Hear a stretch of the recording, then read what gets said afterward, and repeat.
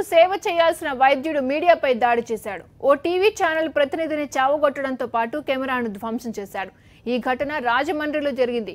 Kotipalli bus stand సమీపంలోని గీతా ముళ్లపూడి దంత వైద్యశాలలో ఫీజులు అధిక వసూలు చేస్తున్నారనే ఆరోపణలు రావడంతో వాస్తవాలను తెలుసుకునేందుకు ఓ టీవీ ఛానల్ ప్రతినిధి ఆసుపత్రికి వెళ్లారు. ఆసుపత్రి విజువల్స్ తీసుకుంటుండగా డాక్టర్ రాజేంద్ర ప్రసాద్ తనపై దాడి చేశారని మీడియా ప్రతినిధి చెప్తున్నాడు. ఆసుపత్రిపై వచ్చిన ఆరోపణలకు క్లారిఫికేషన్ ఇవ్వాలని అడిగితే దూషించడంతో పాటు దాడికి దిగారని బాధితుడు చెప్తున్నాడు.